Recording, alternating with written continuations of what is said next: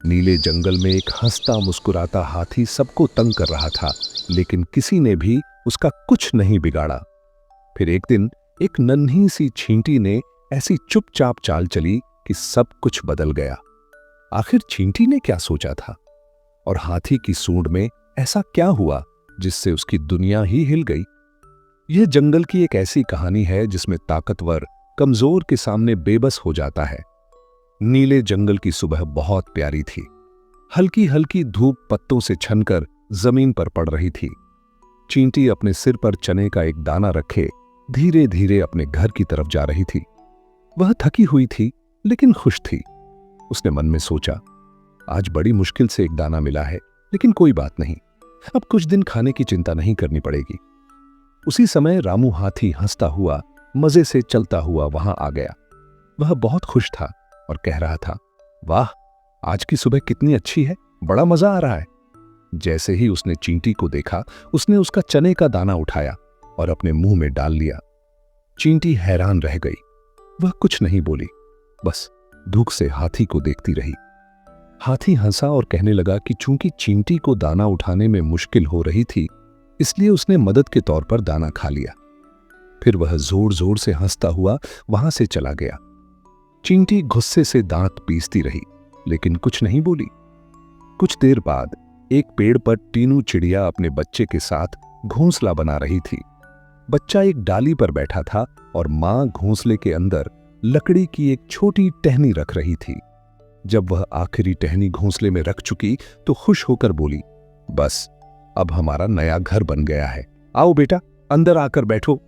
चिड़िया का बच्चा खुश होकर घोंसले में आ गया और बोला कि घोंसला बहुत आरामदायक है। दोनों माँ बेटा खुशी से चहचहाने लगे। अचानक घोंसला हिलने लगा। बच्चा घबरा गया और माँ से पूछा कि ऐसा क्यों हो रहा है।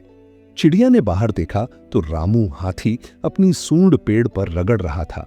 चिड़िया ने ऊंची आवाज में कहा कि वह ऐसा न करे वरना घोंसला गिर जाएगा, मगर हाथी ने कहा कि उसकी सूंड में बहुत खुजली हो रही है, अगर वह न रगड़े तो उसे बहुत दर्द होगा। उसने बात को अनसुना कर दिया और पेड़ को जोर जोर से हिलाता रहा।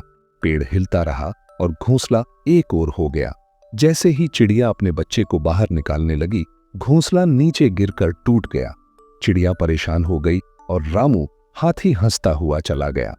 शाम को कुछ जानवर तालाब के पास जमा हुए। सब एक दूसरे से शिकायत कर रहे थे। एक जानवर ने कहा कि रामू ने उसका खाना चुरा लिया था और 3 दिन उससे काम करवाया। दूसरे ने कहा कि उसने इतनी मेहनत से घोंसला बनाया था, मगर हाथी ने पेड़ हिलाकर सब कुछ बर्बाद कर दिया। सब रामू की बुराई कर रहे थे। तब चींटी चुपचाप कुछ सोचने लगी। फिर वह बोली, अगर सूंड में खुजली न मिटाई गई तो वह दर्द से पागल हो जाएगा। यह कहकर वह हल्के से मुस्कुराई। रात को जब रामू हाथी अपनी गुफा में गहरी नींद में सो रहा था, चींटी वहां पहुंची। वह चुपचाप उसके पास गई और उसकी सूंड में घुस गई। उसके साथ और चींटियां भी थीं। सबने धीरे धीरे अपनी चालाकी दिखाई। सुबह जब हाथी जागा तो उसकी सूंड में बहुत ज्यादा दर्द हो रहा था। वह तड़पने लगा और जोर जोर से चिल्लाने लगा। उसकी आवाज सुनकर जंगल के सब जानवर वहां आ गए। किसी ने पूछा, क्या हुआ? हाथी ने कराहते हुए कहा, मेरी सूंड में बहुत दर्द हो रहा है। अब उसे चींटी की बात याद आ गई। वह दौड़ता हुआ टीनू चिड़िया के पास गया और बोला कि वह उसका नया घोंसला बनाएगा। फिर उसने बड़ी मेहनत से नया घोंसला बनाया। जब घोंसला तैयार हो गया तो उसने उसे पेड़ पर रख दिया और कहा कि अब वह उसे माफ कर दे। सब जानवर हैरान रह गए कि रामू हाथी बदल गया है। हाथी को भी लगा कि शायद उसके अच्छे काम की वजह से ही उसका दर्द खत्म हुआ है। अगली सुबह सारे जानवर तालाब के पास जमा थे। रामू हाथी भी वहां आया और पानी पीने लगा।